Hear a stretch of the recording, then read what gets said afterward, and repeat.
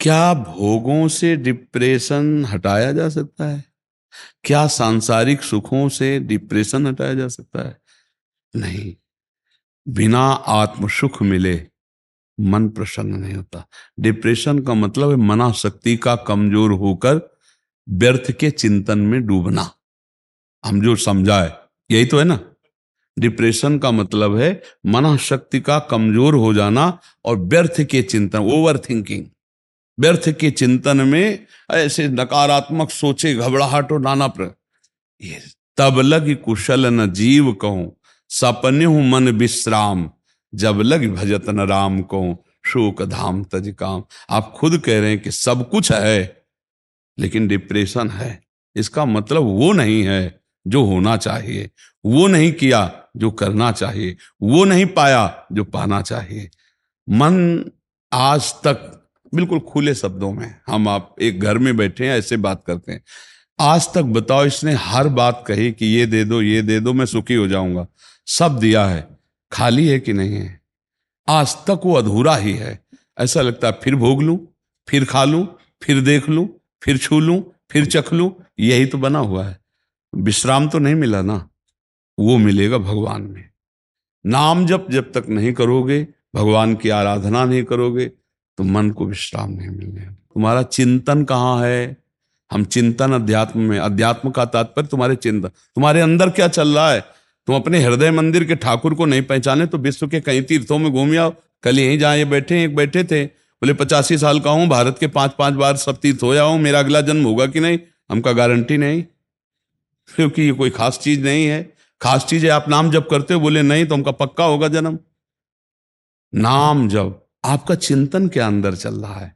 आप चिंतन निगेटिव करोगे, भोग पशुता वाले करोगे, आचरण तुम्हारे जानवरों वाले हैं, राक्षसी आचरण है। ऊपर का चेहरा कुछ अलग होता है, पर्सनल चेहरा कुछ अलग होता है।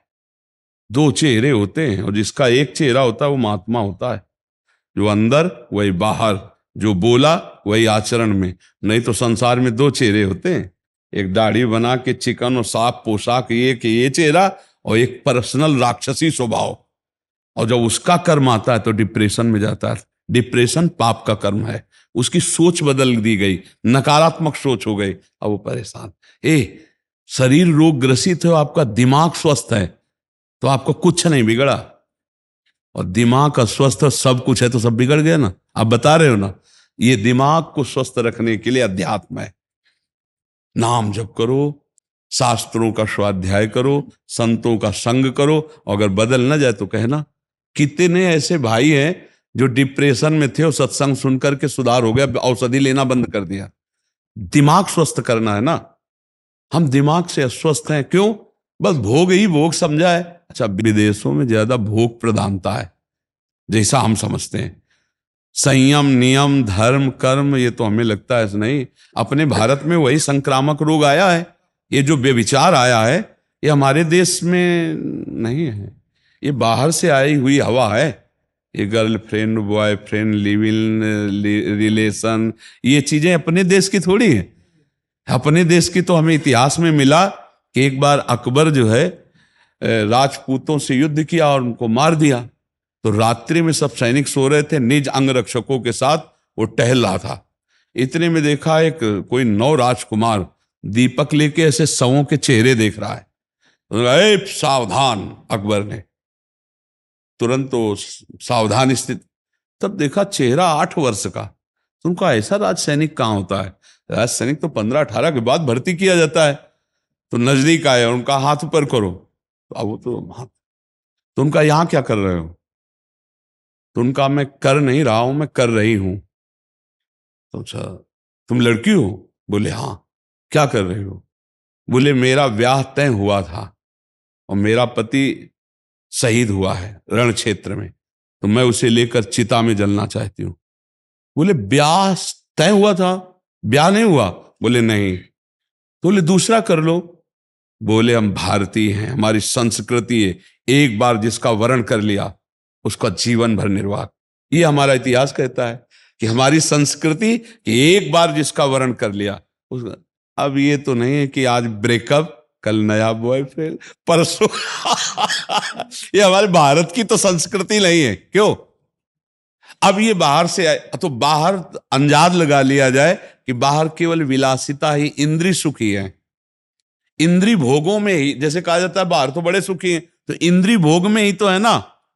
धार्मिक, आध्यात्मिक, परमात्मिक सुख लेने के लिए भारत में मिलेंगे आपको। काशी चले जाओ, हरिद्वार चले जाओ, या जहां भी कुछ नाम जपने वाले मिलेंगे विदेशी, तो भारत के किसी महात्मा का उपदेश ही वहां रंग लाया है। नहीं तो वहां केवल भोग प्रधानता या बहुत स्वर्ग और नर्क, मोक्ष या परम पद वाली बात तो है नहीं। तो अपने मित्र से हमारी प्रार्थना करना कि अगर वो दवा मानकर राधा राधा जपना शुरू करें और सत्संग थोड़ी देर सुने और फिर 2-4 महीने के बाद बतावें क्या हाल चाल है, तो कभी अगर आना जाना हो तो फिर कभी प्रश्न कर लेना। राधा राधा नाम जप करे और सत्संग सुने, जरूर भगवान की कृपा होती जीव पर और पाप नष्ट होते हैं और बुद्धि शुद्ध होती है। अगर आत्मा को तुम शांति और प्रसन्नता देना चाहते हो तो अपने माता पिता को माथा रख के आज से प्रणाम करना। माता पिता को कभी गाली मत देना और मेहनत से कमाओ और माता पिता की सेवा करो, नाम जप करो और गृहस्थी के जो कार्य हैं उनको करो। इसी से आत्मा को शांति मिलने लगी। हमें तो लगता है कि माँ जैसा दुलार करने वाला सृष्टि में कोई नहीं है, है नहीं? हे, उनकी गोद में नए कपड़ों में हक दिया तब भी कभी बुरा नहीं माना। नहीं, माँ का प्यार, बच्चा पीट के गया है फिर भी वो अपने बच्चे के लिए कहेगी नहीं नहीं नहीं, आप उसे कष्ट मत दें। हमें लगता है आज जो अपने बूढ़े माता पिता को मारते हैं, उनको घर से निकाल देते हैं, उनकी बहुत अव्यवस्थाएं, बड़ा समय खराब आ रहा है। बुजुर्ग माता पिता को मतलब त्रास दिया जा रहा है। तो हमें लगता है जिनको सत्संग मिल रहा है, जो कुसंगी हैं उनसे क्या। लेकिन आप लोग जैसे सत्संग सुन रहे हैं, तो माता पिता की अगर पूजा कर ली आपने, तो मंदिर जाओ चाहे न जाओ, भगवान तुम पे प्रसन्न है, हमारी बात मान लेना। और घर के बूढ़े माता पिता को तुमने गाली दी, भूख प्यास और मार पीट की, और मंदिर में जाके 56 भोग लगाओ, कुछ नहीं मिलने वाला, नरक की प्राप्ति होगी। मातृदेवो भव पितृदेवो भव, ये साक्षात भगवान है। नहीं तो हमें लगता है माता पिता का आशीर्वाद भगवान का आशीर्वाद है। कभी आजकल जैसे इलाज से मार रहे हैं, अपनी माँ के बाल घसीट रहे हैं, थप्पड़ मार रहे हैं, गाली दे रहे हैं, और कौन से मंदिर जाओगे, कौन से तीर्थ जाओगे जहां ये पाप धो पाओगे? कोई तीर्थ ऐसा नहीं बना। माता पिता को कष्ट देने वाला कभी किसी तीर्थ अवगाहन से पवित्र नहीं होगा। माता पिता की आह वो किसी, इसलिए सबको चाहिए, हम इस विषय पर सैकड़ों बार बोल चुके हैं, सबको चाहिए अपने माता पिता को कष्ट ना दे। बहुओं को चाहिए कि सासुओं की सेवा करे, सासुओं को चाहिए कि बहुओं को अपनी सगी बेटी की तरह देखे, पति को चाहिए वो शरणागत तुम्हारी पत्नी है, उसको अपना प्राण समझो, पत्नी को चाहिए अपने पति को प्राण, तभी तो गृहस्थी सुखमय हो। पर आज का वातावरण तो बहुत है नहीं, बहुत ही खराब। ये जो व्यभिचार प्रवृत्ति चली ना, ये सब खराब कर रहे हैं। नशा और व्यभिचार प्रवृत्ति, जिसको व्यभिचार प्रवृत्ति कोई दोष नहीं माना जाता।